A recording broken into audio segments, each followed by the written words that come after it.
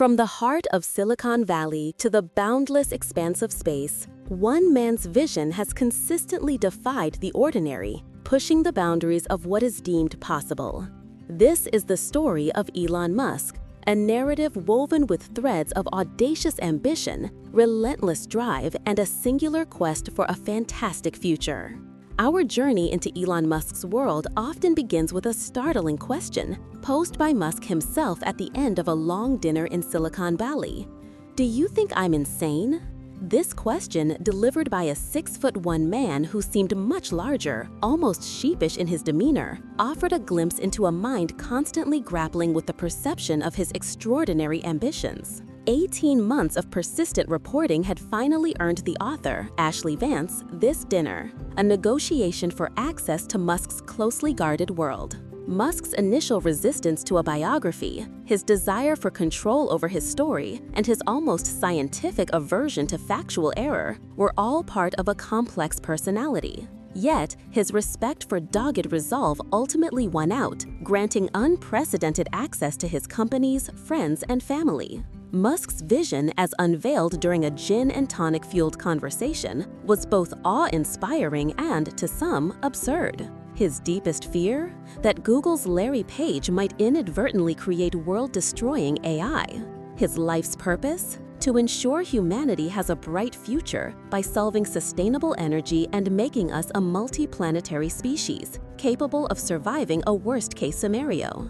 This often led to moments of unintentional comedy, like discussing saving humanity with ice cream on his lip. To truly understand Musk, one must visit Muskland, starting with the SpaceX headquarters in Hawthorne, California. What appears from the outside as architectural dreck transforms inside into an honest-to-God rocket factory, making multiple rockets from scratch. Technicians in white coats build motherboards, tattooed men blast Van Halen while threading wires through engines, and completed rocket bodies line up for transport. Nearby, in another part of the former Boeing factory, is Tesla's design studio, where the Model S and Model X took shape. Here, visitors find a Tesla supercharging station, marked by a white and red obelisk in an infinity pool, offering free electricity to drivers, a testament to Musk's holistic vision.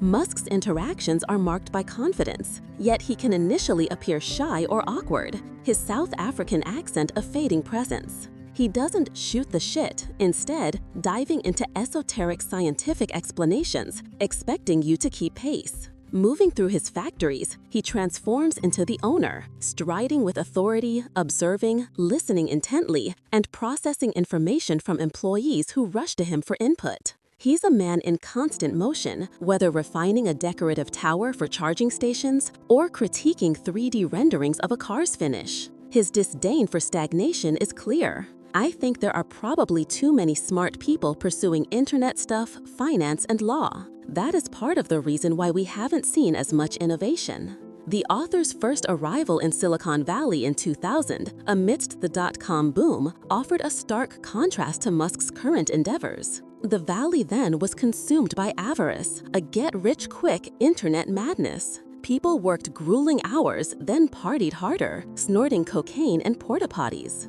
It was a culture where making nothing appear to be something took immense effort, driven by greed and self-interest. The subsequent bust left a deep depression, an era of ho-hum companies focused on apps and advertisements rather than grand industry-changing ideas.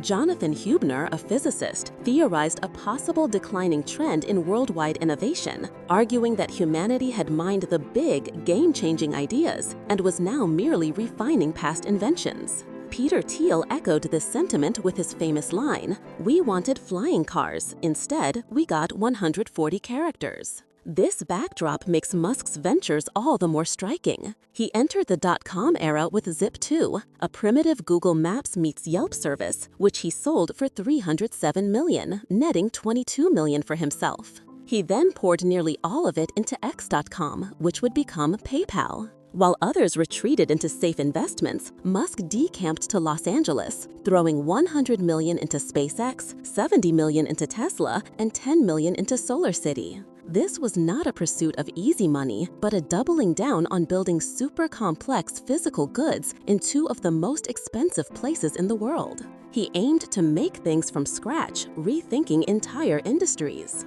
With SpaceX, he challenged military-industrial giants like Lockheed Martin and Boeing and nations like Russia and China by becoming the low-cost supplier. His ultimate goal? Reusable rockets that can carry payloads and land back on Earth with precision, cutting launch costs dramatically and making the US a leader in space. For Tesla, he sought to revamp car manufacturing and sales, building all-electric cars that people would lust after, and establishing a worldwide charging network. His vision, combining the best of Henry Ford and John D. Rockefeller, aimed to create a futuristic end-to-end transportation system. SolarCity, co-founded with his cousins, became the largest installer and financer of solar panels, disrupting utilities and building successful clean tech companies where others failed. Musk's unified field theory for his companies is a testament to his sweeping goals. Employees at all three companies are united by a common, almost impossible mission: the Mars Agenda.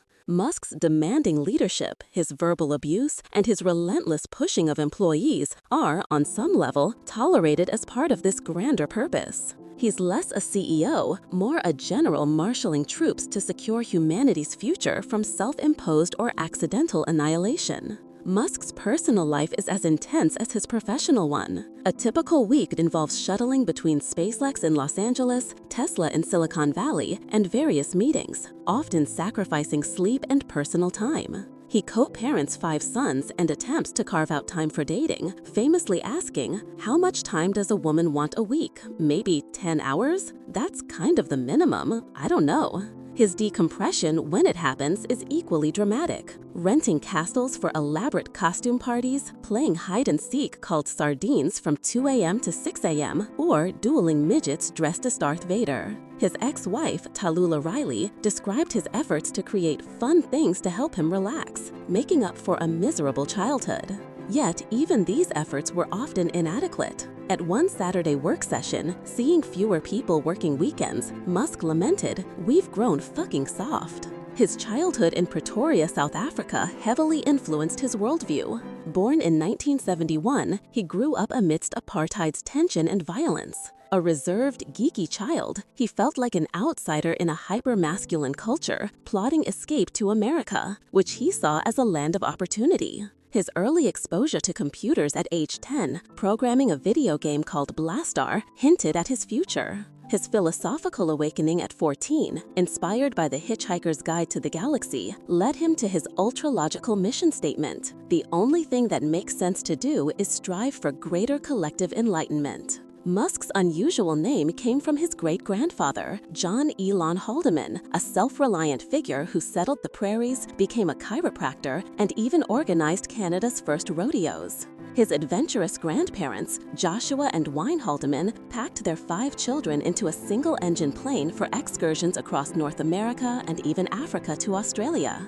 Their laissez-faire parenting, leaving children to intuit proper behavior and capable of anything, deeply shaped Elon. Joshua's adventurous spirit, his unusual tolerance for risk, and stories of survival in the African bush, where his grandfather waved a lamp at a lion, all resonated deeply with young Elon.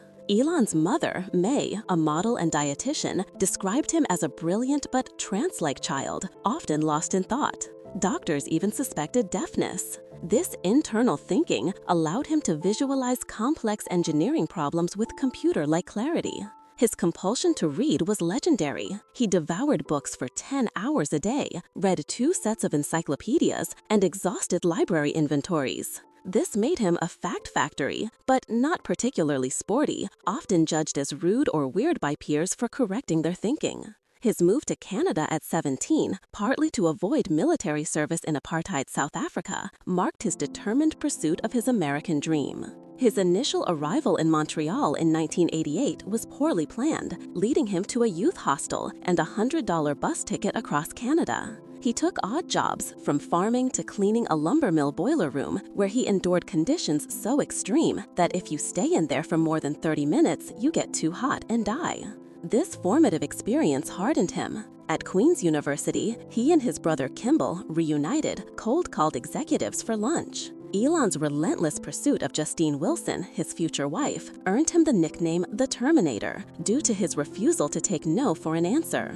At the University of Pennsylvania, pursuing dual degrees in economics and physics, he found intellectual peers and blossomed, conceptualizing the internet, renewable energy, and space as the future's critical areas. The summer of 1994 saw Elon and Kimball on a road trip, brainstorming. Their first startup, Zip2, an online business directory, was born. Musk coded frantically while Kimball handled sales. With initial funding from their father, they lived in their tiny office, showering at the YMCA and eating fast food. Musk's software skills, though self-taught, impressed. He adopted a samurai mentality. I would rather commit seppuku than fail. Venture capital arrived, Zip2 grew, but Musk was eventually pushed aside as CEO for a more seasoned executive. The company was sold to Compaq for $307 million, making Musk a multimillionaire.